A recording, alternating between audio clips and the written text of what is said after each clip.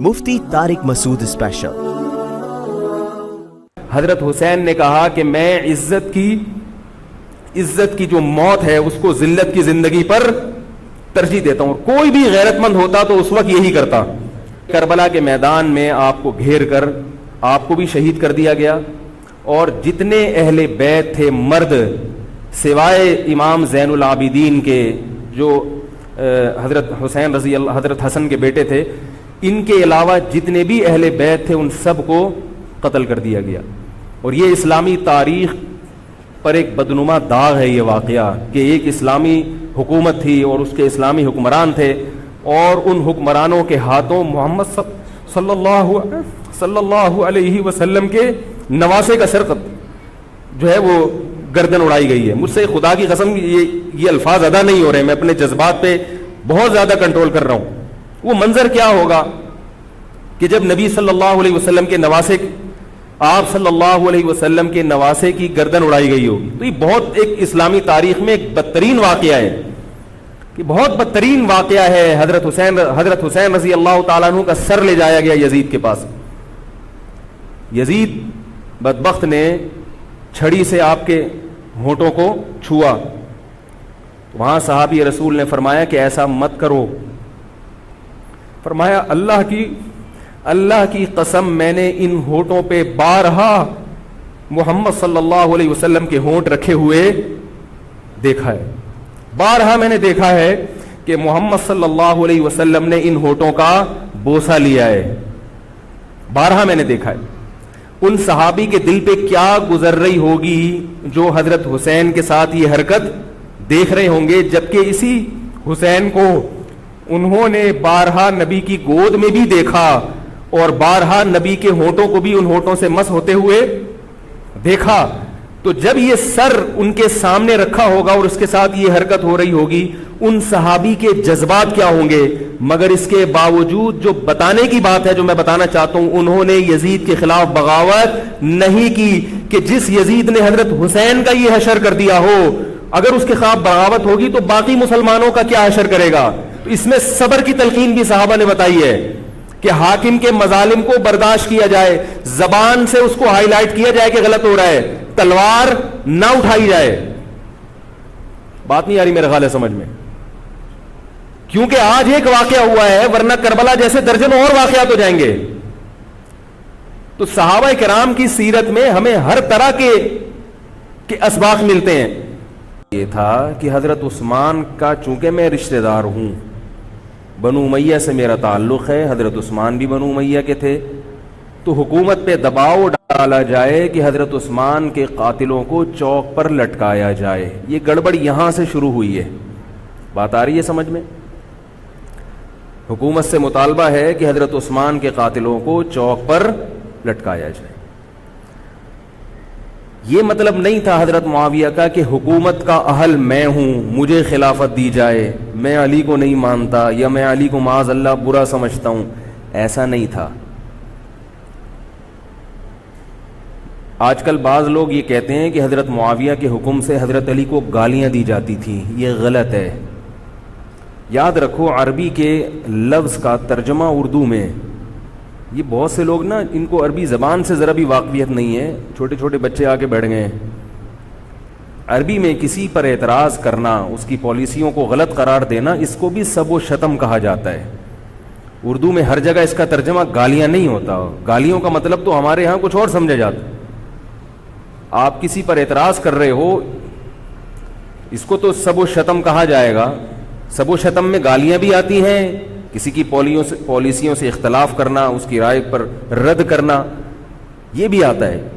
لیکن اردو میں گالی کا مطلب برا لفظ ہے، گالی کوئی شریف آدمی نہیں دیتا۔ خیر، میں یہ عرض کر رہا تھا کہ حضرت عثمان رضی اللہ تعالی عنہ کے قاتلوں سے قصاص کا دعا کریں، میں جلدی سے اس موضوع کو سمیٹ کے آج ختم کر دوں۔ حضرت عثمان کے قاتلوں سے قصاص لیا جائے۔ حضرت علی رضی اللہ تعالیٰ عنہ کا موقف یہ تھا کہ مدینہ میں حضرت عثمان کے قاتلوں کا جو ٹولہ ہے وہ اتنا مضبوط ہے کہ اگر میں نے ان سب کو پکڑ کے لٹکانا شروع کر دیا تو مدینہ میں امن و امان کی صورتحال خراب ہو جائے گی. حکومت بھی دہشت گردی کے خلاف جب ایکشن لیتی ہے تو یہ سوچتی ہے نا کہ دہشت گردوں میں کتنی پاور ہے, تمیز سے, طریقے سے. اب یہ ایک اختلاف تھا جو بڑھنا شروع ہو گیا. اس اختلاف کے پیچھے نہ حکومت کی لالچ, نہ پیسے کی لالچ, نہ دولت, یہ سب الزامات ہیں اسلام دشمنوں کے جو انہوں نے صحابہ پر لگائے ہیں. نہ حضرت علی پر کوئی الزام لگایا جا سکتا ہے اس مسئلے میں, نہ حضرت معاویہ پر. رائے کا اختلاف ہے, رائے کا اختلاف. ابتدا میں حضرت معاویہ کے ساتھ بہت سارے صحابہ تھے, میں یہ تو نہیں کہہ رہا زیادہ, بہت سارے صحابہ, جن میں حضرت عائشہ رضی اللہ تعالی عنہا بھی تھی. بعد میں حضرت عائشہ رضی اللہ تعالی عنہا کا موقف تبدیل ہو گیا جب انہوں نے دیکھا کہ اس سے مسئلہ حل ہونے کے بجائے اور بگڑ رہا ہے. تو حضرت معاویہ نے حضرت علی کی بیعت سے انکار کیا, کہا کہ جب تک حضرت عثمان کے قاتلوں کو چوک پہ نہیں لٹکایا جاتا میں آپ کے ہاتھ پہ بیعت کرنے کے لیے تیار نہیں ہوں. یہ حضرت معاویہ کی رائے تھی. حضرت علی کی رائے یہ تھی کہ میرے لیے یہ فی الحال ممکن نہیں ہے, لہذا, اور اس سے ہو کیا رہا ہے, حکومت دو حصوں میں ڈیوائیڈ ہو رہی ہے. ان کی رائے یہ تھی کہ حضرت معاویہ رضی اللہ تعالی عنہ کو اپنے اس مطالبے سے دستبردار ہو کر میرے ہاتھ پہ بیعت کر لینی چاہیے. اور قرآن کا حکم ہے وَإِن طَائِفَتَانِ مِنَ الْمُؤْمِنِينَ اقْتَتَلُوا فَأَصْلِحُوا بَيْنَهُمَا فَإِن بَغَتْ إِحْدَاهُمَا عَلَى الْأُخْرَى فَقَاتِلُوا الَّتِي تَبْغِي حَتَّى تَفِيءَ إِلَى أَمْرِ اللَّهِ, کہ اگر مسلمانوں کا کوئی فریق بغاوت پہ اتر آئے, حکومت وقت سے لڑائی کرے, قاتل التی تبغی, تو جو طبقہ حکومت کو تسلیم نہیں کر رہا یا حکومت کے خلاف بغاوت کر رہا ہے اس سے قتال کرو. حضرت علی کا موقف یہ تھا کہ قرآن مجید کی یہ آیت مجھ سے مطالبہ کر رہی ہے کہ جو لوگ میرے ہاتھ پہ بیعت نہیں ہو رہے جبکہ میری خلافت قائم ہو چکی ہے, تو میں مسلمانوں میں تاکہ اختلاف اور انتشار نہ ہو میں اس فریق کو تلوار کے زور سے بیعت کرنے پر مجبور کروں. بات آ رہی ہے سمجھ میں کہ نہیں آ رہی ہے؟ آج تو پولیس بھی نہیں بلا سکتے, موبائل ہی نہیں ہے بھائی, بند پڑے ہوئے, ورنہ میں پولیس بلوا لیتا آج آپ کو بات سمجھانے کے. لیکن میں کہتا ہوں کہ میں پولیس اگر بلواتا, اگر پولیس ہی کو سمجھ میں نہیں آئی, یہ بھی تو بڑا مسئلہ ہے. خیر, تو حضرت علی کا موقف یہ تھا. حضرت معاویہ کا موقف یہ تھا کہ حکومت کے خلاف بغاوت غلط ہے نا, جس کو حکومت مان لیا ہو, جب تک میں نے خلیفہ مانا ہی نہیں ہے تو میرا یہ عمل بغاوت نہیں کہلائے گا. یہ اختلاف رائے ہے, اور یہ اختلاف صحابہ میں بھی ہوا ہے, تابعین میں بھی ہوا ہے, ائمہ مجتہدین میں بھی ہوا ہے, اور آج تک ہوتا آ رہا ہے. اس قسم کے اختلافات مکمل ختم نہیں ہو سکتے. یہ صحابہ میں بھی ہوا ہے, قرآن و حدیث کو سمجھنے کا اختلاف کہا جاتا ہے اس کو.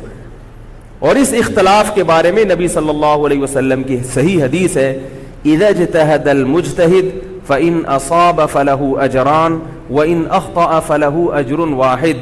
جب کوئی مجتہد اجتہاد کرتا ہے, کیا مطلب, قرآن و حدیث کو سمجھنے کی کوشش کرتا ہے, اگر وہ صحیح نتیجے پر پہنچ جائے تو اس کو 2 اجر ملتے ہیں, اگر غلط نتیجے پر پہنچے تو بھی 1 اجر ملتا ہے اس کو, اس لیے کہ اس کے بس میں جو تھا وہ اس نے کر لیا. اب پیغمبر تو موجود نہیں ہے جو آگے بتائیں گے کہ یہ صحیح کر رہا ہے, یہ غلط کر رہا ہے. میں نے اپنے ایک استاد سے ایک مرتبہ پوچھا کہ حضرت یہ علماء میں جب اختلاف ہوتا ہے کسی مسئلے میں تو عوام بڑی پریشان ہوتی ہے, کیا کریں ہم؟ انہوں نے فرمایا کہ عوام کو یہ بتاؤ کہ ہم پیغمبر نہیں ہیں اور ہم پیغمبر سے براہ راست مسئلہ پوچھ نہیں سکتے. ہمارے پاس جو قرآن و سنت ہے اور جو فقہائے کرام نے اس قرآن و سنت کی تشریح کی ہے, جو فقہ کی کتابیں ہیں, ہم اس میں دیکھتے ہیں.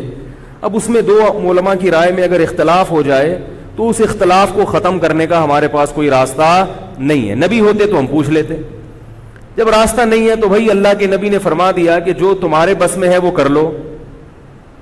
اگر درست بات تک پہنچ گئے ڈبل اجر, نہیں پہنچے تو بھی اجر. اس میں ہمیں بتا دیا کہ اسلام پر عمل کے لیے اتنا کافی ہے کہ جو تمہاری استطاعت میں ہے وہ کر لو. نہیں آئی بات سمجھ میں؟ اب یہ اختلاف چھوٹے مسائل میں بھی ہو سکتا ہے اور بڑے مسائل میں بھی ہو سکتا ہے. تیسری بھی ایک جماعت تھی. یہ دو اختلاف تو پتہ چل گئے نا, حضرت علی کا موقف, حضرت معاویہ کا موقف. ایک تیسری جماعت تھی جو یہ کہتی تھی کہ نہ ہم حضرت علی کا ساتھ دیں گے نہ حضرت معاویہ کا, کیونکہ دونوں مسلمان ہیں, دونوں لڑ رہے ہیں, مسلمانوں کو ہم لڑتا ہوا نہیں دیکھ سکتے. ان کا موقف تھا حضرت علی رضی اللہ تعالیٰ عنہ ایک صحابی کے پاس گئے اور ان سے کہا کہ آپ میری جماعت میں شامل ہوں اور اہل شام کے خلاف میرے ساتھ مل کے لڑیں. وہ صحابی گئے کہ لکڑی کی تلوار اٹھا کے لائے.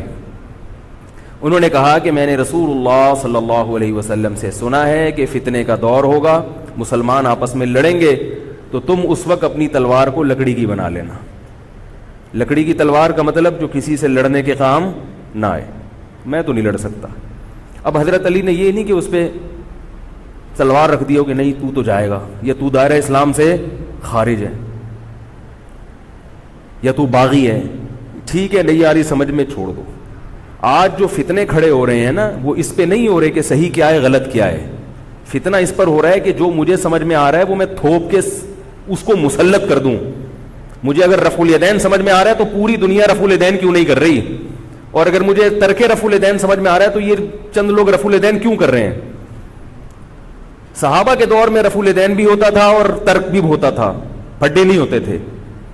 صحابہ کے دور میں زور سے آمین بھی تھی اور آہستہ آمین بھی تھی, جھگڑے نہیں تھے. صحابہ کے دور میں امام کے پیچھے فاتحہ پڑھنے والے بھی تھے اور امام کے پیچھے فاتحہ کو ناجائز اور حرام سمجھنے والے بھی تھے, مگر پھڈے بازی بولو بھائی نہیں تھی. تو حضرت علی رضی اللہ تعالیٰ عنہ نے ان صحابی کو مجبور نہیں کیا. حضرت علی کی فوج میں عمار ابن یاسر رضی اللہ تعالیٰ عنہ بھی تھے, زبیر ابن عوام, عبداللہ ابن زبیر رضی اللہ تعالیٰ عنہ, عبداللہ ابن زبیر ابن عوام. حدیث میں آتا ہے کہ جب جنگ صفین میں, جنگ جمل میں دونوں فوجیں آمنے سامنے کھڑی ہوئی ہیں, زبیر ابن عوام رضی اللہ تعالیٰ عنہ نے تقریر کی, اہل شام سے خطاب کر کے کہا کہ اے اہل شام, ہم جانتے ہیں کہ تمہارے ساتھ محمد صلی اللہ علیہ وسلم کی زوجہ ہیں حضرت عائشہ, جو ہمارے موقف سے متفق, یہ صحیح بخاری کی روایت ہے, جو ہمارے موقف سے متفق نہیں ہے لیکن ہے نبی کی بیوی, اور ساتھ کس کا دے رہی ہے, تمہارا. اب اعتدال دیکھیں صحابہ کی رائے میں. فرمایا اللہ کی قسم ہم یہ جانتے ہیں کہ جیسے وہ دنیا میں نبی کی زوجہ تھی, جنت میں بھی نبی کی زوجہ ہوں گی, اگرچہ وہ اس معاملے میں ہمارے خلاف ہیں, مگر اس کی وجہ سے ہم ان کے جنتی ہونے کا انکار نہیں کر سکتے. کیا مطلب, ان کی سمجھ میں جو آ رہا ہے وہ اس کے حساب سے کر رہی ہیں, لیکن ہماری سمجھ میں ان کی بات نہیں آ رہی. کیوں؟ اس لیے فرمایا کہ ہم یہ دیکھ رہے ہیں کہ اللہ ہمیں نبی کی زوجہ عائشہ رضی اللہ تعالی عنہا کے ذریعے آزما رہا ہے کہ تم نبی کی زوجہ کو دیکھتے ہو یا قرآن کے حکم کو دیکھتے ہو. قرآن کہہ رہا ہے کہ خلیفہ کے خلاف بغاوت نہیں ہو سکتی, کائنم من کان, بغاوت کرنے والا کوئی بھی کیوں نہ ہو. تو نہ چاہتے ہوئے بھی ہم تمہارے خلاف آ کے کھڑے ہوئے ہیں. خدا کی قسم اس آزمائش میں ہمیں کس نے ڈالا ہے, اللہ نے ڈالا ہے.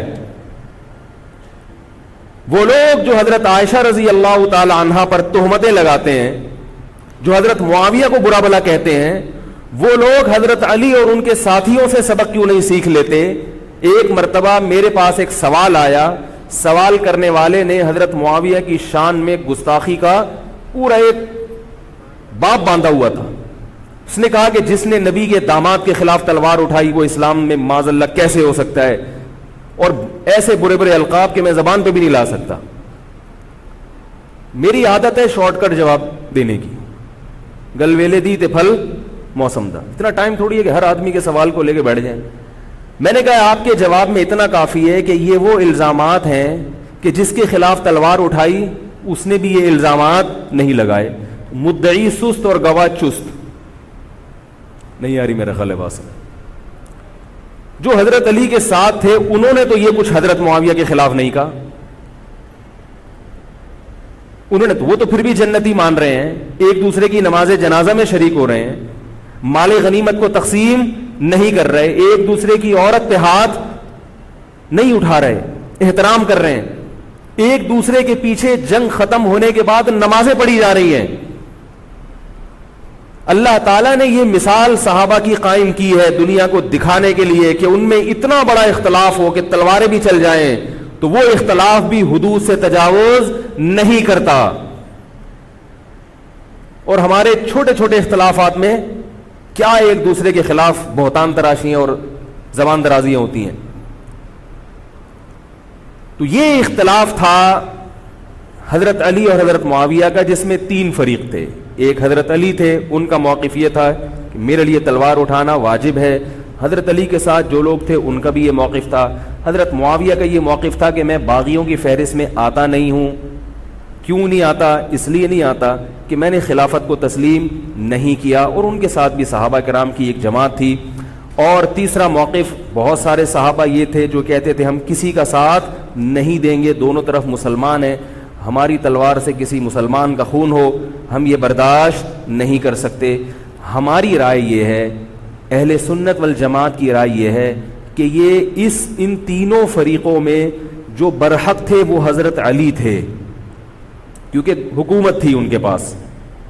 باقی جو دونوں فریق تھے صحابہ کرام کے, ان سے غلطی ہوئی ہے, مگر یہ غلطی اجتہادی ہے, یہ نفس پرستی والی غلطی, حکومت کی لالچ والی, دولت کی لالچ والی, یا ہٹ دھرمی والی, یا ضد والی غلطی بولو بھائی نہیں ہے. یہ وہ غلطی ہے جس کے بارے میں محمد صلی اللہ علیہ وسلم نے فرمایا کہ اگر مجتہد سے غلطی ہوتی ہے تو بھی اس کو اجر ملتا ہے, کیونکہ اللہ نے قرآن میں فرمایا فاتقوا اللہ ما استطعتم, اللہ سے اتنا ڈرو جتنی تم میں استطاعت ہے. تو ان کی جتنی سمجھ میں آیا انہوں نے اس حساب سے کیا.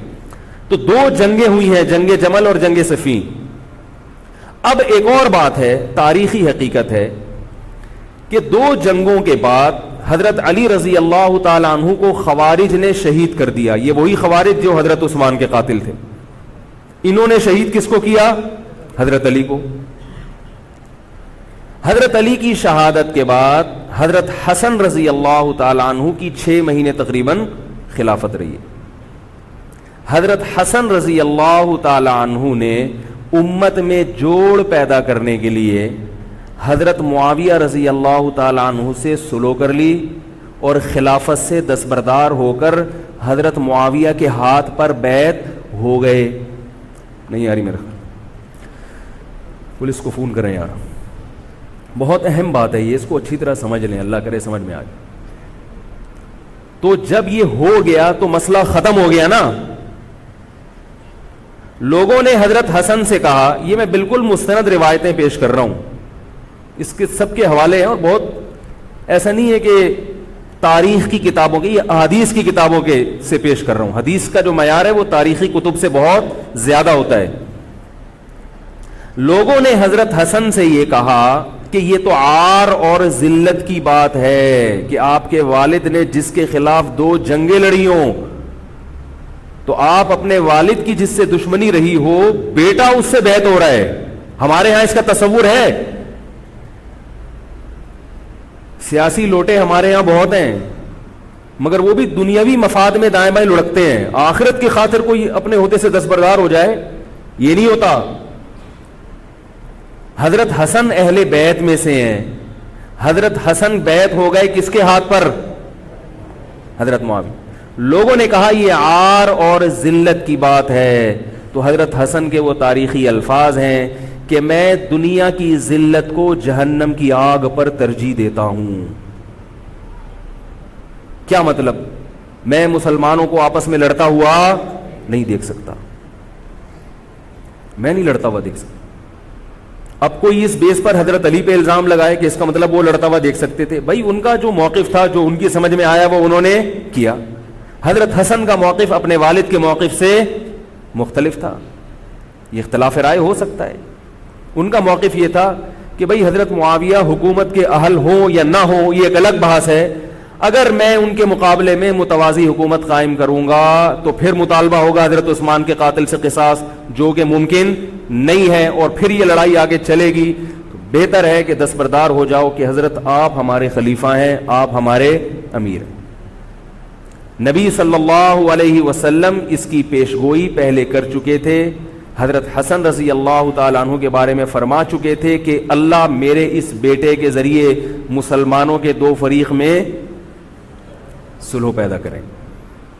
تو جو اہل بیت سے محبت کرنے والے لوگ ہیں ان کو بھی چاہیے کہ کوئی ایسا کام نہ کریں جس سے مسلمانوں میں دوبارہ سے اختلاف اور انتشار پیدا ہو جائے.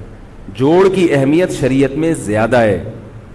اب جب حضرت معاویہ کی خلافت قائم ہوئی ہے, حضرت معاویہ نے حضرت حسن رضی اللہ تعالیٰ عنہ کے اکرام میں کوئی کسر نہیں چھوڑی. اس پر متواتر روایات ہیں کہ حضرت معاویہ جتنا حضرت حسن کا اکرام کیا کرتے تھے اتنا کسی کا اکرام نہیں کرتے تھے. بہت زیادہ آپ کو عزت دی حضرت معاویہ رضی اللہ تعالیٰ عنہ نے. حضرت معاویہ کے بعد یزید کی خلافت قائم ہوئی ہے, حکومت قائم ہوئی ہے. حضرت معاویہ صحابی رسول تھے. بہت سارے صحابہ کو آپ کے طریقہ حکومت پر اعتراض تھا کیونکہ بہرحال باقاعدہ سلیکشن نہیں ہوئی تھی, لیکن پھر بھی صحابہ کرام نے جب حضرت حسن بیعت ہو گئے تو باقی کس کو اعتراض کا ہوگا بھائی. پھر حضرت معاویہ رضی اللہ تعالیٰ عنہ کے دور میں بہت جہاد ہوا ہے. اسلامی خلافت, ہمارا جو بر صغیر میں اسلام آیا ہے اس کا بہت بڑا حصہ حضرت معاویہ کے دور میں اسلام آیا یہاں. حضرت معاویہ کے بعد جب یزید خلیفہ بنا ہے مسلمانوں کا تو بہت سارے صحابہ نے یزید کے ہاتھ پہ, بہت سارے تو نہیں چند صحابہ نے یزید کے ہاتھ پر بیعت کرنے سے انکار کر دیا. وہ اتنے تھوڑے صحابہ ہیں جن کو انگلیوں پہ گنا جا سکتا ہے, جن میں حضرت حسین بھی تھے, حضرت حسن نہیں, حضرت حسن کے بھائی, بولو بھائی, حضرت حسین.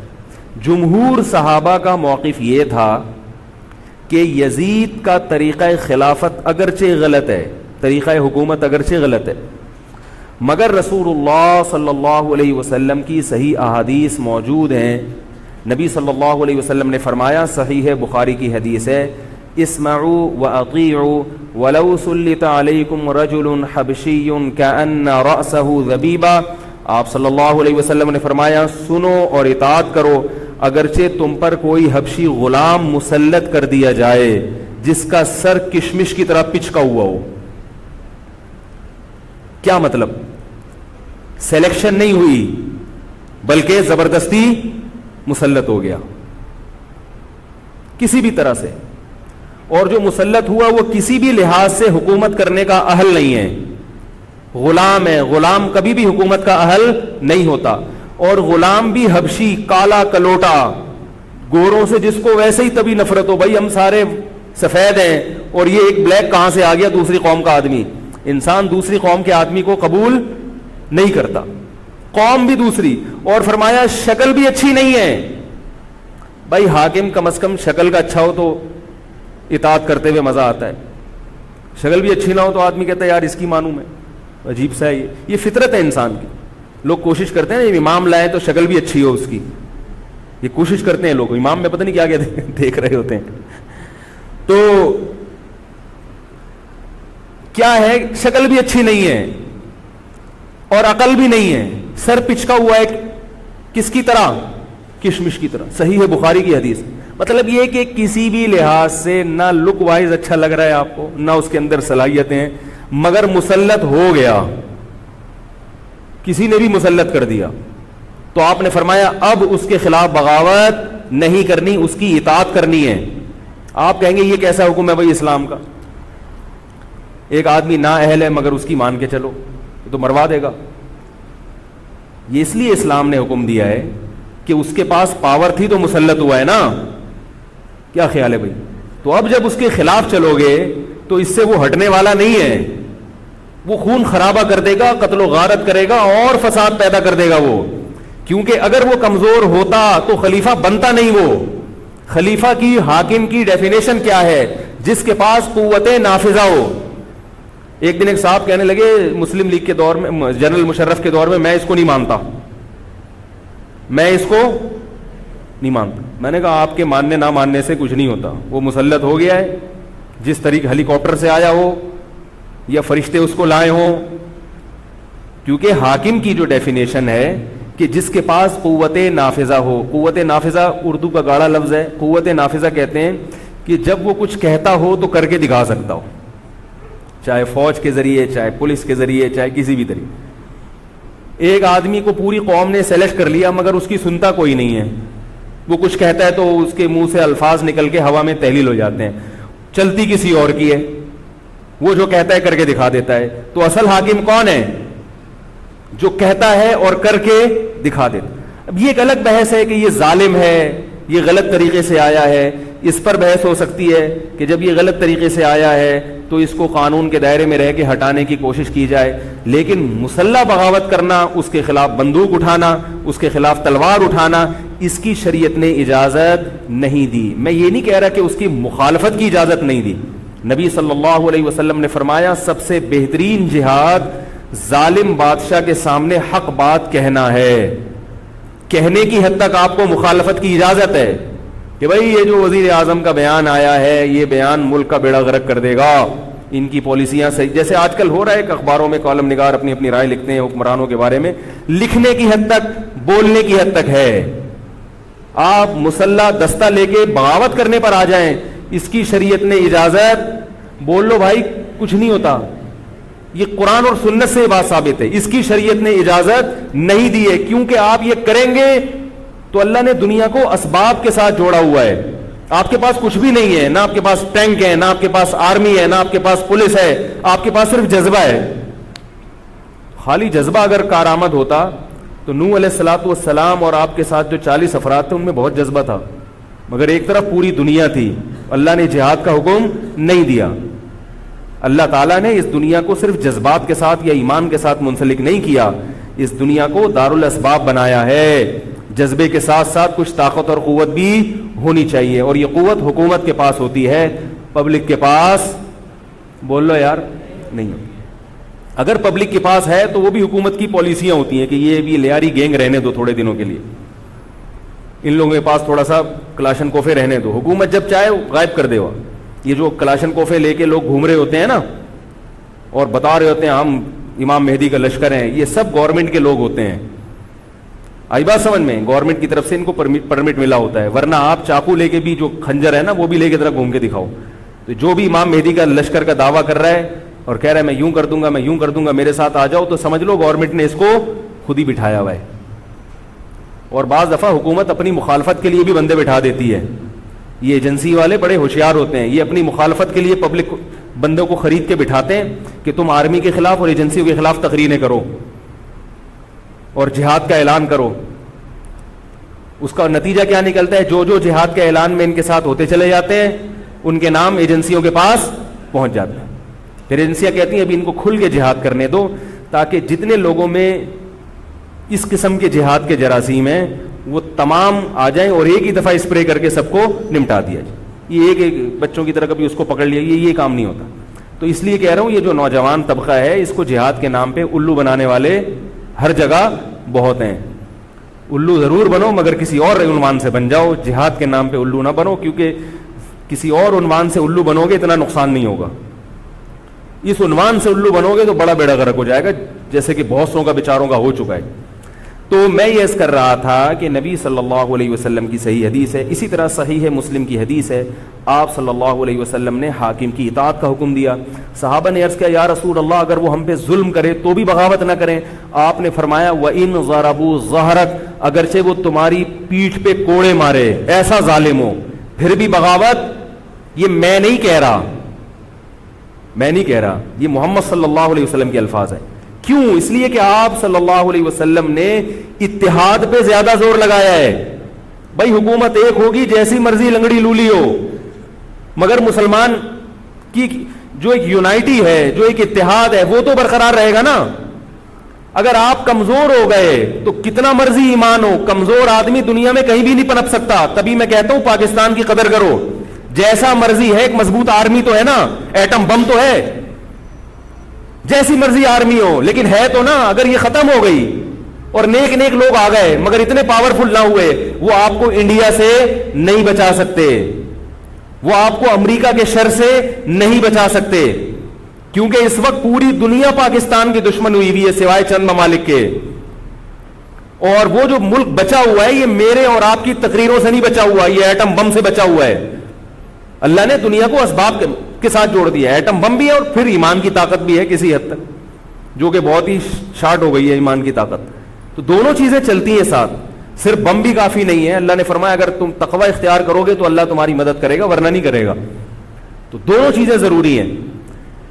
تو حضرت معاویہ کے بعد یزید کے بارے میں جمہور صحابہ کا موقف یہ تھا کہ یہ جیسا مرضی ہو, ظالم ہو, عادل ہو, یہ ایک الگ بحث ہے, مگر ہے بہرحال یہی.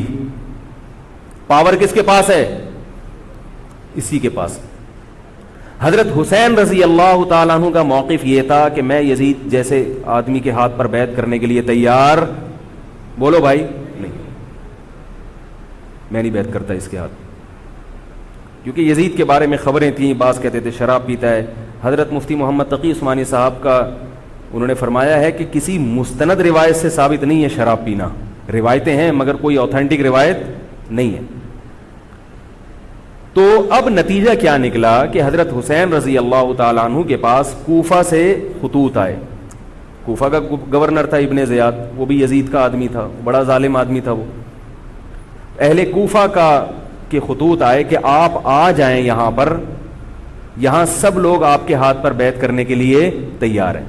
حضرت حسین کا خیال یہ تھا کہ اگر یہ سب تیار ہیں تو یزید کی حکومت بغیر لڑائی کے, بغیر بڑے قتال کے, مسلمانوں کے خون خرابے کے بغیر ختم ہو سکتی ہے.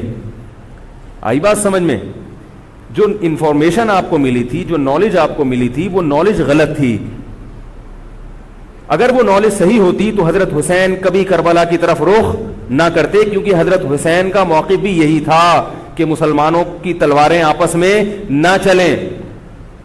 حضرت حسین رضی اللہ تعالیٰ عنہ کے پاس جب 50 سے زیادہ خطوط آئے ہیں اہل کوفہ کی طرف سے کہ آپ آئیے, آپ آئیے, آپ آئیے, تو پہلے حضرت حسین رضی اللہ تعالیٰ عنہ نے اپنے رشتہ دار جو آپ کے چچزاد تھے مسلم بن عقیل, ان کو بھیجا. نتیجہ کیا نکلا؟ مسلم بن عقیل کا وہاں پر حکومت نے گرفتار کر کے ان کو قتل کر دیا. اب یہ ایک ایسا ظلم تھا جس کے ظاہر ہے کہ کسی کو سفیر بنا کے بھیجا جائے, کسی کو حال احوال دیکھنے کے لیے بھیجا جائے, اور حضرت حسین کی نیت ہرگز بغاوت کی نہیں تھی, مگر کوفہ کے گورنر کو اور یزید کو یہ خیال تھا کہ خلافت کے اصل اہل یقیناً یہی ہیں. کہیں ایسا تو نہیں ہے کہ یہ امیر بننا چاہتے ہیں, یہ خلیفہ بننا چاہتے ہیں. ایک خوف اس کے دل میں بیٹھ گیا تھا, ایک لاشعور میں خوف ہوتا ہے نا انسان کے دل میں بیٹھ جاتا ہے کہ آپ 100 دفعہ بھی کہیں بھی میری یہ نیت نہیں ہے, مگر وہ ڈر رہا ہوتا ہے کہ یار یہ کچھ کر نہ لیں. تو جب مسلم بن عقیل کو شہید کیا گیا, حضرت حسین رضی اللہ تعالیٰ عنہ جا چکے تھے. جب حضرت حسین رضی اللہ تعالیٰ عنہ کوفہ کی طرف جا رہے تھے, بہت سارے صحابہ نے آپ کو منع کیا, جن میں عبداللہ ابن عمر رضی اللہ تعالیٰ عنہ بھی تھے, عبداللہ ابن عباس رضی اللہ تعالیٰ عنہ بھی, کہ آپ یہ کام نہ کریں. بعض نے تو کہا کہ ہمیں آپ کی شہادت کا یقین ہے, کیونکہ جس حالات میں آپ جا رہے ہیں حکومت یہ سمجھے گی کہ بغاوت کرنے آ رہے ہیں, لہذا وہ آپ کو کیا کرے گی, اس بیس پہ قتل نہیں کرے گی کہ آپ نواسہ رسول ہیں, کیونکہ وہ بھی مسلمان تھے. اس بیس پہ قتل کرے گی کہ آپ کی نیت کیا ہے, حکومت کے خلاف بغاوت. تو ان کے پاس ایک اپنے آپ کو برحق ثابت کرنے کے لیے ایک دلیل ہوگی کہ حکومت کا باغی جو بھی ہو اسے کیا کر دو, قتل. رسول اللہ صلی اللہ علیہ وسلم نے فرمایا, صحیح حدیث ہے, کہ جب مسلمان کسی ایک امیر پہ جمع ہو جائیں تو اس کے خلاف جو بھی اٹھے, نبی نے فرمایا اس کو قتل کر دو, کائنم من کان, چاہے وہ اس کے خلاف اٹھنے والا کتنا ہی نیک کیوں نہ ہو. یہ حدیث کے الفاظ ہیں. حضرت حسین کا موقف یہ تھا کہ میں نے ابھی تک یزید کی خلافت اور حکومت کو تسلیم نہیں کیا, لہذا میں اس وعید میں داخل نہیں ہوں. اب ہوا یہ کہ حضرت حسین رضی اللہ تعالی عنہ جب گئے ہیں اور کربلا کے مقام پہ پہنچے ہیں, تو وہاں آپ رضی اللہ تعالیٰ عنہ کو مسلم بن عقیل کی شہادت کا بھی پتہ چلا, اور اندازہ ہوا, میں بہت شارٹ کر کے سنا رہا ہوں, اندازہ ہوا کہ حالات ایسے نہیں ہیں جیسے میں سمجھ رہا تھا. عبید اللہ جو ابن زیاد تھا بدبخت, اس نے حضرت حسین کو یہ کہا کہ بغیر کسی شرط کے حضرت حسین کو گرفتار کر کے لاؤ اور میرے ہاتھ پر بیعت کراؤ. یہ رسول اللہ صلی اللہ علیہ وسلم کے نواسے کا نواسے کی توہین تھی کہ آپ صلی اللہ علیہ وسلم کے نواسے ہیں اور ان کے ساتھ ایسے معاملہ کیا جائے جیسے ایک عام شخص کے ساتھ معاملہ کرتے ہیں. ان کو گرفتار کر کے معاذ اللہ گھسیٹ کے لاؤ اور میرے ہاتھ پر بیعت پر کیا کرو, ان کو مجبور کرو. حضرت حسین رضی اللہ تعالیٰ عنہ کا کربلا کے میدان میں موقف یہ تھا کہ میں اگر بیعت ہوں گا تو ڈائریکٹ یزید کے ہاتھ پہ بیعت ہوں گا جو مسلمانوں کا خلیفہ ہے, ابن زیاد کے ہاتھ پر بیعت نہیں ہوں گا. یہ بھی اس تاریخ کا ایک اہم پہلو ہے کہ حضرت حسین نے کوفہ جانے کا ارادہ ترک کر دیا اور کربلا سے شام جانے کا آپ رضی اللہ تعالیٰ عنہ نے ارادہ کر لیا. اور بعض مورخین نے لکھا ہے کہ حضرت حسین جو واپس آ رہے تھے تو وہ کربلا سے گزر رہے تھے, وہ واپسی کا راستہ ہی شام کا راستہ ہے. نہیں یاری بات میرا خیال ہے سمجھ, وہ جس ٹریک پر چل رہے تھے وہ راستہ کون سا ہے, وہ شام کو جاتا ہے. یہ اس کی علامت ہے کہ آپ یزید سے ملاقات کے لیے, مذاکرات کے لیے تیار بولو بھائی ہو چکے تھے کہ میں خود براہ راست یزید سے مل کے حال احوال دیکھتا ہوں, اگر مجھے سمجھ میں آئے تو میں اس کے ہاتھ میں بیعت ہو جاؤں گا. حضرت حسین رضی اللہ تعالی عنہ کا مقصد حکومت کے خلاف تلوار اٹھانا بولو بھائی نہیں تھا, ورنہ وہ اس کے لیے تیار نہ ہوتے. مگر جو ابن زیاد تھا اس نے حضرت حسین رضی اللہ تعالی عنہ اور آپ کے ساتھ جتنے اہل بیت تھے ان پر ظلم یہ کیا اس بدبخت نے کہ اس نے انہیں شام جانے کا راستہ نہیں دیا اور اس میں اپنی توہین محسوس کی کہ میرے ہاتھ پر بیعت کیوں نہیں ہو رہے, اور لشکر بھیجا جس لشکر نے چاروں طرف سے حضرت حسین رضی اللہ تعالیٰ عنہ کو گھیرا. حضرت حسین نے کہا کہ میں عزت کی جو موت ہے اس کو ذلت کی زندگی پر ترجیح دیتا ہوں. کوئی بھی غیرت مند ہوتا تو اس وقت یہی کرتا کہ بھئی جب میں اپنے دعوے سے بھی دستبردار ہو گیا اور میں شام جانے کے لیے بھی تیار ہو گیا, اب میرا راستہ روکنے کی کیا حقیقت ہے. اللہ تعالی کوفہ کے گورنر کے ذریعے حضرت حسین کا قتل کروانا چاہتے تھے تاکہ اس کی بدبختی ساری دنیا کے سامنے ظاہر ہو جائے. اگر حضرت حسین پھر بھی تلوار چلاتے, پھر بھی لڑتے, تو حضرت حسین پر یہ الزام لگایا جا سکتا تھا کہ معاذ اللہ آپ باغیوں میں ہیں. تو اللہ تعالیٰ نے اپنے نبی کے نواسے کو اس الزام سے محفوظ رکھا اور آپ نے لڑائی کا ارادہ ترک کر دیا. حضرت حسین نے کربلا کے میدان میں جو لڑائی لڑی ہے وہ اقدامی لڑائی نہیں تھی, وہ دفاعی لڑائی تھی. دیکھو جب حکومت آپ کو گھیر لے چاروں طرف سے, آپ کہیں ٹھیک ہے بھائی میں لڑائی سے دستبردار ہوتا ہوں, مجھے میرے گھر جانے دو. حضرت حسین کا ایک مطالبہ یہ بھی تھا کہ یا تو مجھے واپس جانے دو مدینہ, میں جہاں سے آیا ہوں وہیں جا رہا ہوں واپس, مکہ جانے دو یا مدینہ جانے دو. ان کا ایک مطالبہ تھا کہ نہیں, ان کو گرفتار کر کے لاؤ اور زبردستی ہمارے ہاتھ پر بیعت کراؤ. یہ ظلم تھا. نتیجہ کیا نکلا ہے کہ کربلا کے میدان میں آپ کو گھیر کر آپ کو بھی شہید کر دیا گیا, اور جتنے اہل بیت تھے مرد سوائے امام زین العابدین کے جو حضرت حسین رضی اللہ حضرت حسن کے بیٹے تھے, ان کے علاوہ جتنے بھی اہل بیت تھے ان سب کو قتل کر دیا گیا. اور یہ اسلامی تاریخ پر ایک بدنما داغ ہے یہ واقعہ کہ ایک اسلامی حکومت تھی اور اس کے اسلامی حکمران تھے, اور ان حکمرانوں کے ہاتھوں محمد صلی اللہ علیہ وسلم کے نواسے کا سر جو ہے وہ گردن اڑائی گئی ہے. مجھ سے خدا کی قسم یہ الفاظ ادا نہیں ہو رہے, میں اپنے جذبات پہ بہت زیادہ کنٹرول کر رہا ہوں. وہ منظر کیا ہوگا کہ جب نبی صلی اللہ علیہ وسلم کے نواسے, آپ صلی اللہ علیہ وسلم کے نواسے کی گردن اڑائی گئی ہوگی. تو یہ بہت ایک اسلامی تاریخ میں ایک بدترین واقعہ ہے. لیکن بات یہ ہے کہ جب یہ واقعہ ہو گیا اور قتل کر دیا گیا, باقی جتنے بھی جو زندہ بچے تھے اہل بیت وہ یزید کے پاس لے جائے گئے. روایات میں آتا ہے کہ یزید نے ان کا اکرام کیا اور ان کو عزت کے ساتھ تحفے تحائف دے کر واپس کیا. یہ جو کربلا کے واقعات میں جو ظلم کی داستانیں اضافی بیان کی جاتی ہیں, اس کا مستند تاریخی روایات سے کوئی ثبوت بولو بھائی نہیں ملتا. اب لوگوں نے اپنی دکانیں چمکا لی ہیں, پانی نہیں تھا, کئی دنوں سے کھانا نہیں ملا. صحیح روایات سے ثابت ہے کہ حضرت حسین رضی اللہ تعالیٰ عنہ کربلا کے میدان میں وضو کر کے نماز پڑھتے تھے, تو پانی تھا تو, اور بعض نے یہ کہا کہ اہل بیت کی عورتوں کی عزتیں اچھالی گئی ہیں. آپ اس طرح کی باتیں کر کے اہل بیت سے محبت کا اظہار کر رہے ہو یا ان کی توہین کر رہے ہو؟ بولو بھائی. اگر کوئی عزت دار پاک دامن عورت ہو, بالفرض اس کی عزت پہ ڈاکہ ڈلتا ہے, بالفرض, تو آپ اس بات کو چھپاؤ گے نا, آپ جھوٹ بولو گے, بولو گے نہیں بھائی اس کی عزت پہ کوئی آنچ نہیں آئی ہے. کیونکہ جب عورت کی عزت کو آپ کوئی تار تار کر دے اور آپ ممبر پہ بیٹھ کے اس کو بتا دو, تو وہ عزت تار تار ہونے سے اتنی بے عزتی نہیں ہوگی جتنی اس بات کو بیان کرنے سے اس کی بے عزتی ہوگی. حقیقت یہ ہے کہ کسی مستند روایت سے ثابت نہیں ہے کہ اہل بیت کی عورتوں کی عزتوں کو اچھالا گیا. وہ نبی کے گھرانے کی عورتیں تھیں, ان کا ناخن بھی کوئی نامحرم مرد نہیں دیکھ پاتا تھا.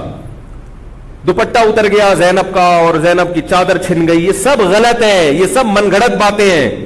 چونکہ وہ بہرحال مسلمان تھے جو حضرت حسین کے خلاف لڑ رہے تھے, ظالم تھے, اس میں کوئی شک نہیں ہے. اس سے بڑا ظلم اس کائنات میں ہوا نہیں ہوگا کہ ایک شخص جو اپنے آپ کو مسلمان کہتا ہے اور وہ نبی کے نواسے کو قتل کر دے اور اہل بیت کو قتل کر دے.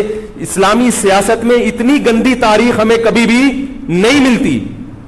حضرت عثمان کا بھی قتل ہوا, وہ بھی بہت بڑا ظلم تھا, مگر یہ ظلم اس ظلم کی نوعیت سے بڑھ کر تھا, کیونکہ حضرت عثمان کا قتل حکومت کے ہاتھوں نہیں ہوا ہے, باغیوں کے ہاتھوں ہوا ہے. یہاں حضرت حسین کا قتل کس کے ہاتھوں ہوا ہے؟ حکومت کے ہاتھوں ہوا ہے, جس پر لوگ بیعت کر چکے تھے. تو یہ اسلامی تاریخ میں ایک بہت بڑا بدنما داغ ہے, مگر اس کو بیان جس انداز سے کیا جاتا ہے اور جتنے قصے کہانیاں من گھڑت سنائے جاتے ہیں ان کا حقیقت سے تعلق نہیں ہے. ہماری نظر میں چاہے پانی بند کیا ہو یا نہیں کیا ہو, کھانا ملا ہو یا نہیں ملا ہو, ہماری نظر میں حضرت حسین رضی اللہ تعالی عنہ کا سر قلم کر دینا ہی کائنات کا بدترین ظلم ہے. یہی ایسا ظلم ہے کہ جس پر جتنا غم کیا جائے کم ہے. غم منایا نہیں, غم کیا جائے. منانا الگ چیز ہے, غمزدہ ہونا الگ چیز ہے. لیکن جو آگے اس میں تڑکا لگایا جاتا ہے اس کا حقائق سے تعلق, بولو بھائی, نہیں ہے. یہ دکانیں ہیں جو چمکائی, اس میں سب برابر ہیں, شیعہ بھی سنی بھی. بہت سارے سنی علماء بھی کربلا کے واقعے کو بہت ہی بھیانک انداز سے بیان کرتے ہیں, اور مقصد کیا ہوتا ہے؟ پبلک کو رلانا. ایک رونا وہ ہوتا ہے جو خود سے آئے, اور ایک رونا ہوتا ہے باقاعدہ آپ کو آرڈر پہ رونے کے لیے اور رلانے کے لیے بلایا جائے. وہ رمضان میں نے بتایا تھا نا کہ میں نے ختم قرآن پہ دعا کی تو مجھے رونا آ گیا, بہت زیادہ رونا آیا. اگلے دن ایک صاحب کہنے لگے مولوی صاحب آج بھی ایسی ایک دعا ہو جائے. میں نے کہا میں آرڈر پہ نہیں روتا, میں آرڈر پہ نہیں روتا. اب تو آ بھی رہا ہوگا تو نہیں آئے گا. نہ انسان کسی کے مشورے سے ہنس سکتا ہے اور نہ انسان کسی کے مشورے سے رو. اگر آپ کسی کے مشورے پہ رو رہے ہیں اس کا مطلب ڈرامے بازی. آپ کو فلم کا ایکٹر ہونا چاہیے, آپ کو ڈرامے جوائن کرنے چاہیے, وہاں آپ اچھے چل سکتے ہیں. جیسے کہ ہمارے ایک مشہور اسکالر ہیں, ان کے بارے میں لوگ یہ کہتے ہیں ان کو فلموں میں ہونا چاہیے تھا, پتہ نہیں یہ جیو پہ کیوں آ رہے ہیں. وہ آرڈر پہ روتے بھی ہیں, آرڈر پہ. اب چونکہ یوٹیوب کا دور ہے, میں پہلے جو کربلا کے واقعات جو لوگ بیان کرتے ہیں ان کی تقریریں نہیں سنتا تھا. اب کیا ہوتا ہے, بعض دفعہ بیٹھے ہوئے ہیں کہیں سفر پہ جا رہے ہیں تو یوٹیوب کی ویڈیو, ہم نے کہا چلو یار ہم بھی سن لیں. ایسی چہک چہک کے منہ بنا بنا کے گھما گھما کے تقریریں ہوتی ہیں, لگتا ہے کہ یہ باقاعدہ ایک ڈرامہ ہے, اداکار ہے, فنکار ہے جس کو ڈرامے بازی کے لیے یہاں. یہ حضرت حسین کی شہادت کو کیش کرا رہے ہیں. یہ حضرت حسین سے محبت کرنے والے نہیں ہیں, یہ ان کی شہادت کو دیکھو. اس کی مثال ایسے جیسے کوئی محلے میں مر گیا, کسی سیٹھ کا بیٹا مرا, اب آپ کو سیٹھ سے قرضہ چاہیے تو سب سے زیادہ آپ روگے نا, تاکہ سیٹھ صاحب سمجھیں کہ محبت سب سے زیادہ کس کو ہے؟ آپ کو. تو آپ اس کی بیٹے کی موت کو کیا کرا رہے ہو؟ کیش کرا رہے ہو. بعض لوگ کسی کی شہادت کو کیش کراتے ہیں, کسی پہ ظلم کو کیش کراتے ہیں. تو میں پھر عرض کروں کہ بہت بدترین واقعہ ہے. حضرت حسین رضی اللہ تعالیٰ عنہ کا سر لے جایا گیا یزید کے پاس. یزید بدبخت نے چھڑی سے آپ کے ہونٹوں کو چھوا. وہاں صحابی رسول نے فرمایا کہ ایسا مت کرو. فرمایا اللہ کی قسم میں نے ان ہونٹوں پہ بارہا محمد صلی اللہ علیہ وسلم کے ہونٹ رکھے ہوئے دیکھا ہے. بارہا میں نے دیکھا ہے کہ محمد صلی اللہ علیہ وسلم نے ان ہونٹوں کا بوسہ لیا ہے. بارہا میں نے دیکھا ہے. ان صحابی کے دل پہ کیا گزر رہی ہوگی جو حضرت حسین کے ساتھ یہ حرکت دیکھ رہے ہوں گے, جبکہ اسی حسین کو انہوں نے بارہا نبی کی گود میں بھی دیکھا اور بارہا نبی کے ہونٹوں کو بھی ان ہونٹوں سے مس ہوتے ہوئے دیکھا. تو جب یہ سر ان کے سامنے رکھا ہوگا اور اس کے ساتھ یہ حرکت ہو رہی ہوگی, ان صحابی کے جذبات کیا ہوں گے. مگر اس کے باوجود جو بتانے کی بات ہے, جو میں بتانا چاہتا ہوں, انہوں نے یزید کے خلاف بغاوت نہیں کی کہ جس یزید نے حضرت حسین کا یہ حشر کر دیا ہو, اگر اس کے خلاف بغاوت ہوگی تو باقی مسلمانوں کا کیا حشر کرے گا. تو اس میں صبر کی تلقین بھی صحابہ نے بتائی ہے کہ حاکم کے مظالم کو برداشت کیا جائے, زبان سے اس کو ہائی لائٹ کیا جائے کہ غلط ہو رہا ہے, تلوار نہ اٹھائی جائے. بات نہیں آ رہی میرے خیال ہے سمجھ میں, کیونکہ آج ایک واقعہ ہوا ہے ورنہ کربلا جیسے درجنوں اور واقعات ہو جائیں گے. تو صحابہ کرام کی سیرت میں ہمیں ہر طرح کے اسباق ملتے ہیں. تو میں یہ عرض کر رہا تھا کہ یہ ہے وہ کربلا کا واقعہ جس کا میں نے آپ کو خلاصہ بیان کیا. اس کے بعد کیا ہوا ہے کہ یہ جو بنو امیہ کی حکومت تھی, اس کی وہ ویلیو صحابہ کرام کے دل میں نہ رہی جو پہلے کسی حد تک برقرار تھی. یہ بہت ایک حکومت کے خلاف لوگوں کے دل میں بغض پیدا ہو گیا اور بالآخر بغاوتیں شروع ہوئیں. لیکن جمہور صحابہ کا موقف پھر بھی یہی تھا کہ حکومت کے خلاف بغاوت جائز, بولو بھائی, نہیں. اور اسی طرح کے ظالم لوگ آتے رہے اور انہی کی اولادوں میں بنو امیہ میں اللہ نے پھر عمر ابن عبدالعزیز کو پیدا کیا. عمر ابن عبدالعزیز بھی انہی ظالم لوگوں کی اولاد تھے, مگر اسلام چونکہ قیامت تک رہنے کے لیے آیا ہے تو اللہ کو اپنا دین محبوب ہے, اللہ غیب سے انتظام کرتے ہیں. عمر ابن عبدالعزیز جیسے ہی حکومت میں آئے ہیں, خلیفہ بنے ہیں, آپ رضی اللہ تعالی عنہ نے وہ بنو امیہ کی جو جاہلانہ چیزیں تھیں ان سب کو ختم کر دیا. حکومتی ملکیت کو جو ذاتی خزانہ لوگ سمجھنا شروع کر دیا تھا اس کو ختم کیا. عمر بن عبدالعزیز کی ایک تاریخ ہے, ان کو 5واں خلیفہ راشد کہا جاتا ہے. علم حدیث کو مرتب کیا گیا, فقہ کو مرتب کیا گیا, حدیث کا علم ضائع ہو رہا تھا. آپ نے حکم دیا کہ اکتب ما کان من حدیث رسول اللہ صلی اللہ علیہ وسلم فإنی اخاف ضیاع العلم والعلماء. فرمایا مجھے علم اور علماء کے ضائع ہونے کا خطرہ ہے, محمد صلی اللہ علیہ وسلم کی حدیثوں کو ریٹن فارم میں لایا جائے. تو باقاعدہ پھر حدیث کو باقاعدہ جمع کیا گیا کتابوں کی شکل میں, اور آج ہمارے پاس وہ حدیث محفوظ ہیں. فقہاء کرام کا دور آیا تو اللہ تعالیٰ نے حضرت عمر بن عبدالعزیز کے دور میں امت کو الحمدللہ دوبارہ جمع کر دیا. عمر بن عبدالعزیز کے بعد پھر بغاوتیں ہوئیں, بالآخر بنو امیہ کی حکومت کا خاتمہ ہوا, بنو عباس کی حکومت آئی. مگر بنو عباس کی حکومت آنے سے بنو امیہ کی حکومت مکمل ختم نہیں ہوئی. وہی ہوا کہ آپ نے اچھی نیت سے بغاوت کی مگر اس کا نقصان زیادہ. وہ کیا ہوا, بنو امیہ بھاگ گئے, اندلس میں حکومت قائم کر لی, اور ادھر بنو عباس کی. تو یہ تاریخ میں پہلا واقعہ تھا کہ اسلامی خلافت 2 حصوں میں ڈیوائیڈ ہو گئی. اس کے بعد آج تک ایک جگہ مسلمان جمع نہیں ہو سکے. کیوں؟ مسلمانوں نے اس حدیث کی مخالفت کی کہ امیر کے خلاف بغاوت, بولو بھائی, نہیں کرو. اب میں آپ سے ایک بات کہتا ہوں کہ بالآخر ڈیوائیڈ ہوتے ہوتے ہوتے ہوتے آج پتہ نہیں کتنے سارے اسلامی ملک بن گئے. پاکستان میں الگ ہے, سعودی عرب کی پالیسیاں الگ ہیں, دبئی الگ چل رہا ہے, قطر اور سعودیہ کا پھڈا ختم نہیں ہو رہا. 1920 تک تو پھر بھی خلافت عثمانیہ تھی, اگرچہ پوری دنیا پہ نہیں تھی. ہندوستان میں الگ حکومت تھی, خلافت عثمانیہ الگ تھی, اندلس میں الگ حکومت تھی, مگر پھر بھی مسلمانوں کی 3-4 بڑی بڑی حکومتیں تھیں جو ایک اور کسی حد تک ان میں اتحاد تھا. 1920 میں وہ بھی ختم, اور اتنے سارے ممالک وجود میں آ گئے, سب کی الگ الگ پالیسیاں ہیں. اب جو آدمی خلافت کے نام پہ جہاد کی بات کرتا ہے وہ لوگوں کو ایک امیر پہ جمع نہیں کرے گا. جتنے ملک بن چکے ہیں نا, ان کو مزید توڑ کے, اگر یہ 20 ہیں تو 40 بنا دے گا ان کو. بہت مشکل ہے سمجھانا بھائی. اب اگر کوئی کہتا ہے نا ظالم حاکم کے خلاف تحریک چلاؤ, آؤ ہمارے ساتھ مسلح بغاوت میں شامل ہو, ہم حکومت کے خلاف تلوار اٹھائیں گے, تو نتیجہ کیا نکلے گا؟ یہ سارے مل کے ایک امیر نہیں بن جائیں گے. یہ اگر 20 ہے نا تو کتنے ہو جائیں گے؟ بولو بھائی, 40. جیسے جو جماعت المسلمین بنی نا کہ 4 فقہ ہیں, حنفی, شافعی, مالکی, ہم نہیں مانتے, تو سب کو ختم کرو, ایک بناؤ. تو اس ایک بننے سے یہ ختم نہیں ہوئے, بلکہ 4 کے بعد کتنے ہو گئے؟ 5 ہو گئے. نہیں آ رہی بات؟ میرا خیال آ رہی ہے الحمدللہ. اور بھی جو بھی اس کی باتیں کر رہے ہیں نا امت کو اتحاد کے لیے آ جاؤ میرے پاس آ جاؤ, تو وہ چھٹا بنا رہا ہے, 7واں بنا رہا ہے, پھر 8واں بنا رہا ہے, ایسے بنتے چلے آ رہے ہیں. او بھائی جو ہے وہاں بریک لگا دو, اللہ کا واسطہ روک دو ان کو, کوئی بات نہیں, 4 ہیں, جو جس کو فالو کرے ٹھیک ہے, کچھ نہیں ہوتا اس سے, ہمیشہ سے چلے آ رہے ہیں. تو اب اگر ایک خلیفہ نہیں ہے, ہونا تو چاہیے ایک ہی خلیفہ, نہیں ہے تو جو ہے اسی پہ گزارا کرو, ورنہ اس سے بھی جاؤ گے, اس سے بھی جاؤ گے, تمہاری کوئی مضبوط طاقت اور قوت ہوگی نہیں. کافر جب چاہے گا تمہیں ٹیشو پیپر کی طرح استعمال کر کے پھینک دے گا. تو کربلا کے واقعہ سے ہمیں کیا سبق ملتا ہے؟ علامہ ابن تیمیہ رحمہ اللہ تعالی فرماتے ہیں کہ جمہور صحابہ کی جو رائے تھی, حضرت حسین رضی اللہ تعالیٰ عنہ کی بھی اپنی ایک رائے تھی, مگر ابن تیمیہ رحمہ اللہ فرماتے ہیں کہ اگر حضرت حسین رضی اللہ تعالی عنہ کربلا کی طرف خروج نہ کرتے تو ابن تیمیہ کی رائے یہ ہے کہ یہ زیادہ بہتر تھا. اب آپ کہیں گے کہ صحابی رسول کی رائے سے اختلاف کر رہے ہیں, نہ, وہ کہہ رہے ہیں وہ جو جمہور صحابہ تھے جو حضرت حسین کو منع کر رہے تھے وہ بھی تو صحابہ تھے,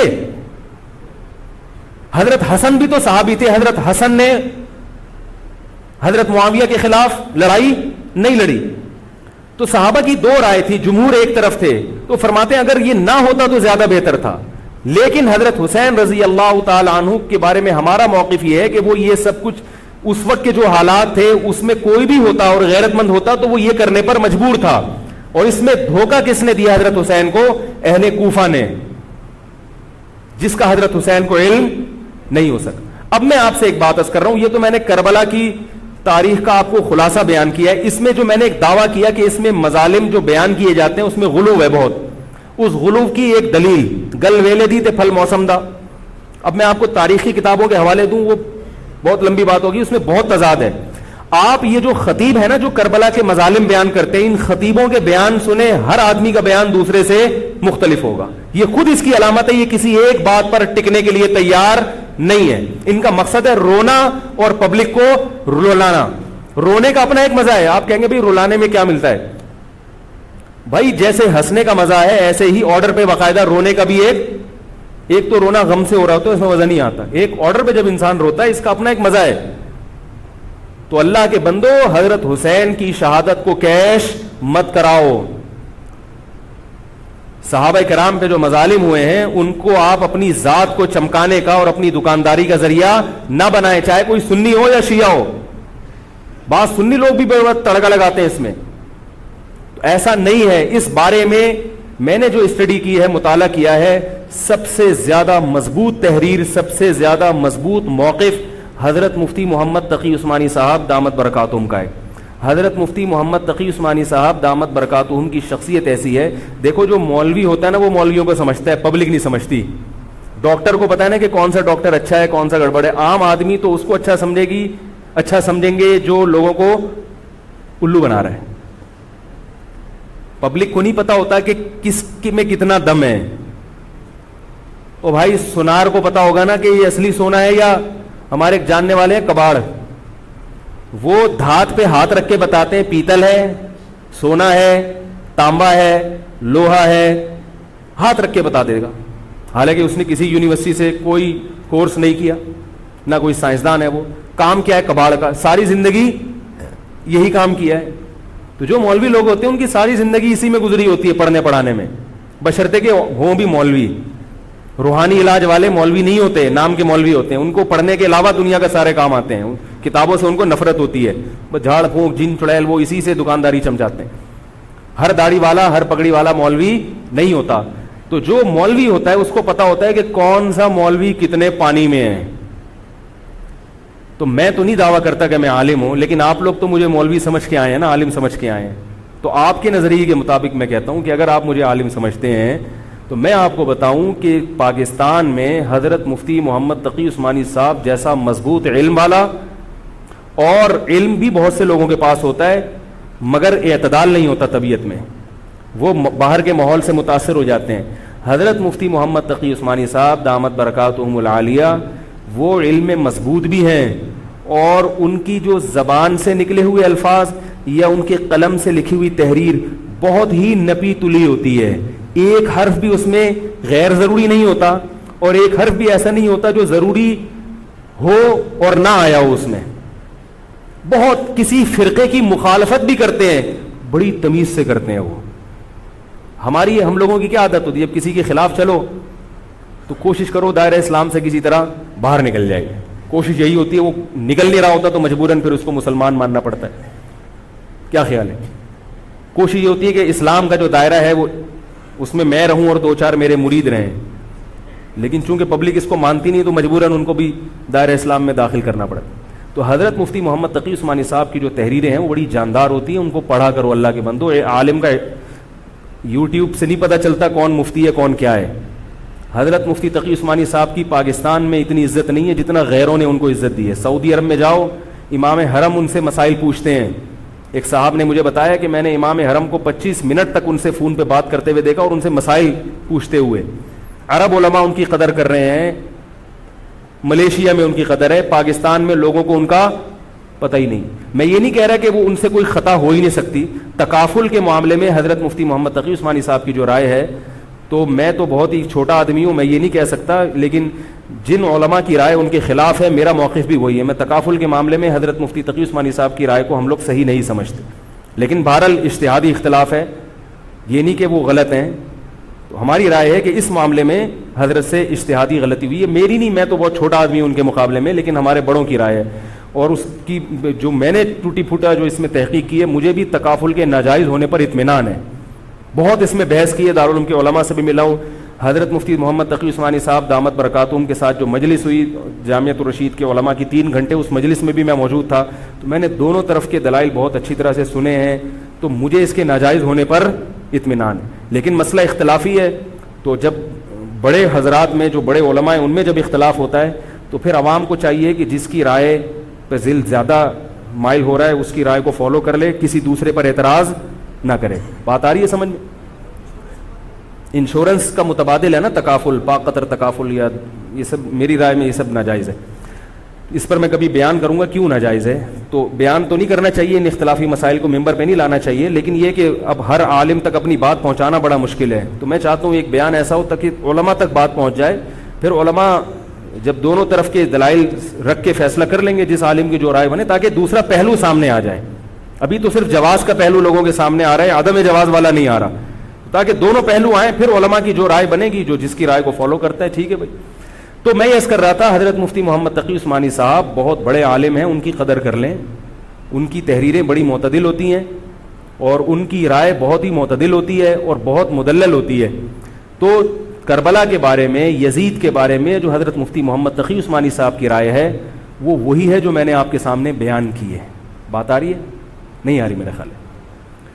تو میں یہ نہیں کہہ رہا کہ میں نے ان کی تقلید میں یہ سب بیان کیا ہے, بلکہ جو مطالعہ کیا تو اس کے بعد ان کی رائے بہت زیادہ جاندار لگی ہے. اور یہ جو میں عرض کر رہا ہوں نا کہ یہ جو کربلا کے واقعات بیان کیے جاتے ہیں, ہر خطیب کا بیان دوسرے خطیب سے مختلف ہے. یہ خود اس کی علامت ہے کہ دال میں کچھ کالا کالا ہے, یہ ایک جگہ ٹکتے کیوں نہیں ہیں. تو اب میں ایک بات عرض کروں, اسی طرح یزید کے بارے میں لوگ سوال پوچھتے ہیں یزید کیا, تو یزید کے بارے میں بھی دونوں طرف ہماری رائے کے حساب سے غلو ہے. یزید کے دور میں حضرت حسین کا قتل یقیناً ہوا ہے, مگر کسی ایک مستند روایت سے یہ ثابت نہیں کہ یزید نے حکم دیا تھا حضرت حسین کو قتل کرنے کا. یہ کہیں بھی روایت میں ثابت نہیں آ رہی میرا خیال ہے. کوفہ کے گورنر کے حکم سے قتل ضرور ہوا ہے, لیکن کیا یزید نے اس کا آرڈر دیا تھا؟ اس کا کسی مستند روایت میں ثبوت بولو بھائی نہیں ملتا. لیکن اس بنیاد پہ یزید کو رحمت اللہ علیہ کہنا یہ بھی غلط ہے. ٹھیک ہے, یزید کے بارے میں کسی مستند روایت سے نہیں ملتا کہ اس نے قتل کا حکم دیا تھا یا قتل کروایا تھا, لیکن قتل ہونے کے بعد یزید نے اس گورنر کے خلاف ایکشن نہیں لیا. حضرت عثمان کے قاتلوں کے بارے میں تو یہ تھا کہ ان کو لٹکایا جائے, حضرت حسین کے قاتلوں کو کیوں نہیں لٹکایا؟ نہیں یاری بات سمجھے. تو یہ جرم بھی ہے کہ حکومت, ممکن ہے یزید کہہ سکتا ہو کہ میرے بس میں نہیں ہے, کہہ سکتا ہو کہ میرے بس میں نہیں ہے. تو بھائی آپ کے بس میں اگر نہیں ہے تو حضرت علی کے بس میں بھی نہیں تھا حضرت عثمان کے قاتلوں سے قصاص لینا. تو اس لیے یزید کو بالکل معصوم قرار دینا یہ بھی غلط ہے, وہ مجرم تھا. لیکن اس کو اتنا لعنتی قرار دے دینا کہ گویا حضرت حسین کو اس نے قتل کرایا تھا، اس کا بھی کسی تاریخی مستند روایت سے ثبوت نہیں ملتا. لہذا صحیح بات یہ ہے کہ نہ لعنت اللہ علیہ کہو نہ رحمت اللہ علیہ کہو. خام خواہ میں فضول چیزوں میں پڑھنے کی بولو بھائی ضرورت کیا ہے؟ قیامت کے دن آپ سے یزید کے بارے میں سوال، میرے سے کسی نے پوچھا کہ یزید کے بارے میں آپ کیا کہتے ہیں. میں نے کہا آپ کو جاپان کے جو بھی صدر ہے اس کے بارے میں پتہ ہے، چائنا کے بارے میں پتہ ہے؟ وہ کہہ رہے وہ تو کافر ہیں. میں نے کہا چلو مسلمانوں کے علامہ اقبال کے بارے میں پوری رپورٹ ہے آپ کے پاس. تاریخ میں لاکھوں شخصیات ایسی ہیں جن کے بارے میں آپ کو نہیں پتا. تو یزید کے بارے میں بھی اگر نہیں پتا ہو تو میرا خیال ہے کوئی پریشان ہونے کی ضرورت نہیں ہے. تو یہ کربلا ایک واقعہ تھا، ایک اسلامی تاریخ میں ایک بدترین واقعہ رونما ہوا اور یہ واقعہ ختم ہو گیا. ہمیں جو قرآن اور سنت نے جس بات کا حکم دیا ہے ہمیں وہ کرنا ہے. بات آ رہی ہے سمجھ میں؟ ہمیں کیا کہا ہے؟ نماز قائم کرنی ہے، اسلام کے 5 ارکان ہیں. کربلا کا واقعہ دنیا میں وجود میں آتا تو بھی 5 نمازیں پڑھنی تھیں، وجود میں نہیں آتا تو بھی 5 نمازیں پڑھنی. باقی حضرت حسین کی شہادت اس لیے بھی ہوئی ہے کہ اللہ کے نبی نے ان کو شہید قرار دے دیا تھا. تو اللہ تعالیٰ نے آپ کو اس منصب تک پہنچانا تھا جس منصب کی گواہی محمد صلی اللہ علیہ وسلم دے چکے تھے. بعض دفعہ کوئی مقصد نہیں ہوتا، ایک مقصد ہوتا ہے کسی کو اونچے درجے تک پہنچانا. غزوہ احد میں 70 صحابہ شہید ہوئے. اللہ نے اس کی حکمت یہ بھی بیان کی وَيَتَّخِذَ مِنْكُمْ شُهَدَاءَ، اللہ تم میں سے بہت سو کو شہادت کے درجے پر فائز کرنا چاہتا. تو حکومت تھی، حضرت حسین رضی اللہ تعالیٰ عنہ کو اللہ تعالیٰ نے شہادت کے مرتبے پر پہنچایا اور ظالم حکمرانوں کے مرتبے کو گھٹانا تھا. تو یہ کام ہو چکا. اب ہمیں کیا کرنا ہے؟ ہمیں جو قرآن اور سنت ہے اس کو فالو کرنا ہے. محرم منانا کہیں بھی نہیں ہے اسلام میں. محرم حضرت حسین کی شہادت سے پہلے بھی آتا تھا، اس کے بعد بھی آتا ہے. تو اہل سنت والجماعت کا جو مذہب ہے، میں آپ کے 1-2 منٹ زیادہ لے رہا ہوں، بس یہ بات ختم کر رہا ہوں میں. دیکھو ہم شیعہ ہیں یا سنی ہیں؟ بولو نا بھائی. جو شیعہ لوگ ہیں ان کو وہ کرنے دو جو ان کا مذہب ہے. اختلاف اور فرقواریت وہاں ہوتی ہے جہاں آپ اپنا مسلک دوسرے پہ ٹھوستے ہو. ان کا مسلک ہے ماتم کرنا، ان کا مسلک ہے تو ان کو کرنے دو، وہ اللہ ان سے خود حساب لے لے گا. آپ کو ان سے اس مسئلے میں بحث کرنے کی ضرورت بولو بھائی نہیں. لوگ آفس میں لڑ رہے ہیں شیعہ سے، او بھائی مجھے فون کر کے کہتے ہیں، میں نے کہا یار وہ جب شیعہ ہے تو وہ کیوں مانے گا آپ کی بات؟ تو چھوڑ دو اس کو اپنے حال پہ. حق واضح ہے، باطل واضح ہے، اگر اس کو وہ سمجھ میں آ رہا تو کرنے دو. آپ کیوں الجھ رہے ہو؟ وہ آپ کو تو نہیں لے کے جا رہا نا ماتم کے لیے. کیا خیال ہے؟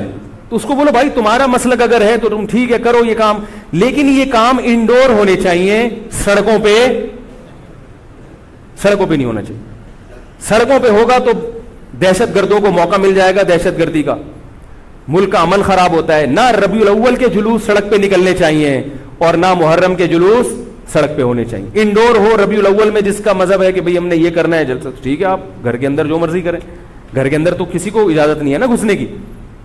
آپ کوئی ہال لے لیں رینٹ پہ، آپ اس میں کر لیں. تو جو بھی ہے انڈور ہونا چاہیے. تو وہ شیعہ ہیں ان کو وہ کرنے دو جو ان کا مذہب ہے. آپ آدھا تیتر آدھا بٹیر نہ بنو، یا تو پورے سنی بنو یا پورے شیعہ بن جاؤ. یہ درمیان کی چیز کوئی چاہتا ہے کہ میں بن جاؤں؟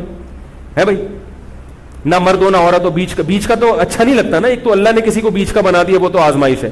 خود سے جو بیچ کا ہوتا ہے وہ کسی کو بھی پسند بول لو نا بھائی نہیں ہوتا. تو بیچ کے نہ بنو. اہل سنت کے ہاں شیعہ کا مذہب جو ہے وہ کرنے دو اس کو. یہ ہمیشہ سے چلا آ رہا ہے، آج کا نہیں ہے، یہ صدیوں سے چلا آ رہا ہے. آپ نہیں ختم کر سکتے اس کو. یہ حضرت عیسیٰ علیہ السلام آئیں گے تو امت ایک پر جمع ہوگی. باقی جو شیعہ ہے وہ شیعہ ہے، جو سنی ہے وہ سنی ہے. جو اپنی مرضی سے سنی بن جائے ٹھیک ہے، نہیں بنے اللہ جانے. خام خامے فیس بک پر ایک دوسرے کے خلاف کیچڑ، یوٹیوب پر کیچڑ، تقریروں میں کیچڑ.